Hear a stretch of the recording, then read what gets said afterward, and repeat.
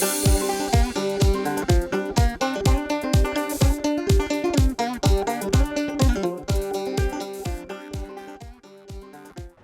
Dirt Farmer Jay here from dirtfarmerjay.com with a shop tip today for those of you that are woodworkers. We have a little business in which we do a lot of processing of dimensional lumber such as this. This is a 2x6 fir piece of wood and it takes a lot of edge trimming. If you put that on a joiner, and a joiner will do a great job, the problem is it takes a lot of time to get it down to a basically straight edge, and a lot of the outside furniture that you may do may have grain changes in it, such as when it encounters a knot like this right here. The grain coming off both sides of that knot can cause a problem when you run it through a joiner. If the grain's going uphill, so to speak, against the knives when you run it across a joiner, it can lift that grain, leading to what's called tear out. On the other hand, as it goes past the other side, it's smooth and all's fine until you hit a grain change again later. A way to eliminate that and to speed up the process is to turn to the table saw. The table saw is a great tool, put in with a nice rip blade in it. A rip blade is blades that are meant to cut with the grain. They have fewer teeth per inch around the rim diameter of the saw blade. The set in the saw blade is set in such a way to shear off the wood fiber and leave it smooth along the edge, and you use this to your advantage in removing the edge of the wood. Now, if I wanted to just use the standard fence right here on the saw and adjust it back and forth every time I wanted to run a piece of wood through, that'd do a lot of setup to get it done. Instead, let's do something easier. Let's set the amount of wood that's going to be removed each time while supporting the workpiece, and then put the piece of wood on this side of the cut, so it doesn't matter whether it's a little wider or a little narrower. It's always going to trim off the same amount along the edge. Now, just a disclaimer here, just to be sure. Remember, woodworking is inherently dangerous. You can see I have safety goggles or glasses on with my side shields, and I am very careful about what I do when I'm around the saw. And I recommend that you do the same. This is at your own risk. Work safely, as Dirt Farmer Jay does. Now, on to the tip here.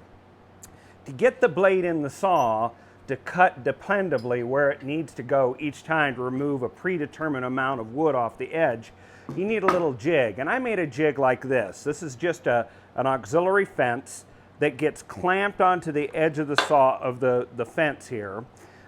You'll notice that on the back edge right here, there is a stop block that's been affixed, and what that does, it hooks on the back edge of the fence and pre-positions where this is going to go. It doesn't sit back too far, it doesn't come too far forward. It'll always register in the same place, make the jig easier to use. Now, the second thing you need to do is to affix this to the saw fence in some way.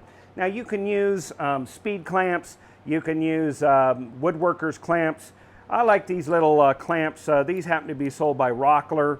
You can find them at rockler.com, rockler.com. These have an adjustable distance in here, and what you simply do is I've pre-drilled a hole in the top edge of the fence, as you can see right there, and down here as well. Oh, by the way, there's also a hole drilled here. I have an area in my shop where I just hang all these types of things, keeps them out of the way, and keeps them handy every time I need them. I just go over and grab it and use it. So putting this back here, I'm going to use a registration block, put this down on the table saw. This is going to fit right into the hole here, as you can see, just like that. One up on the front edge as well.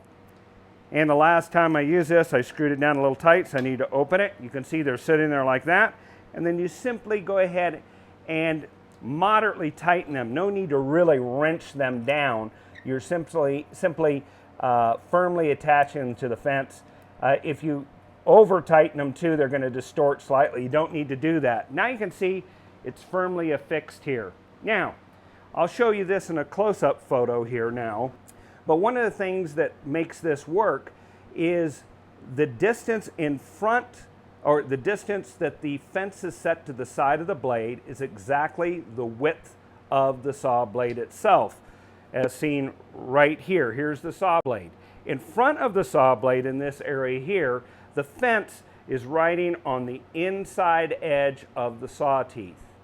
On the back side, there is a piece of, in this case, hardwood that's been put right here that is the same thickness as the saw blade. Therefore, this part of the fence in the front is equal or in plane with the inside edge of the saw, and the area in back of the saw blade is as thick or is in plane with the outside edge.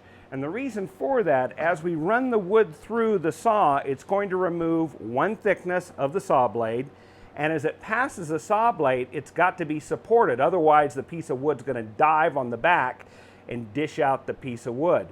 So as this piece of wood passes the saw blade, once it gets onto the back part, it's supported equally. And as long as I keep this block of wood up against here, and this will work with longer pieces as well, with an outfeed support table, which I don't have for the short block installed for this video. But as long as I keep it flat to this outside fence, it'll remove this very nicely. Now, I want you to just see here, we're just going to show you, right here you can see that this has a knot on the edge. This would be a perfect piece for an outdoor piece of furniture. We build a lot of bunk beds, and we grind out the edges of these to make them nice for the little hands and feet that climb on them. But I don't want to run that over a joiner for the reasons I mentioned earlier, because simply what I'm going to do is get a lot of tear out. So what are we going to do? We're going to run it through the saw. I'm going to show you the results. First thing I need to do after I've installed this is make sure this is adjusted back and forth. And in this particular case, it looks like it's right there. The back edge is in plane with the table, with the blade. The front face of the fence, auxiliary fence, is on the outside plane of the saw. Now I raise the blade here, which I've done already, to make sure that it clears the thickness here. And again, work safely. You're going to keep your hands away from the edge here. Let's go ahead and turn on the saw here. We'll get the saw up to speed. We're going to simply butt this up against the block right here, and we'll run it through. Right now it's removing one width of a saw blade, and as it passes, it's being supported on the back edge. Now, I'm just going to show you the results on this very quickly to see why this is such a great way to do this. Do you see how smooth that is? Beautifully smooth. I can grind out that knot. Let's just look at this one. I'm going to come close to the camera here. Just let you see right there all that furry wood and everything that's on there. Let's do a pass on the saw and see what happens.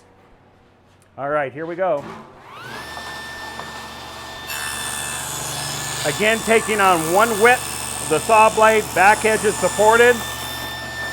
That passes everything. Let me bring it over to you. Same block of wood. Look at the difference here. Do you see there? Just very, very nice.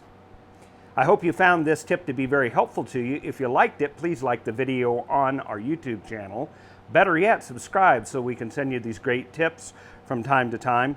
And if you have a comment or a question, an insight you'd like to offer to us or to the other people that subscribe to our channel, feel free to do that in our comment section.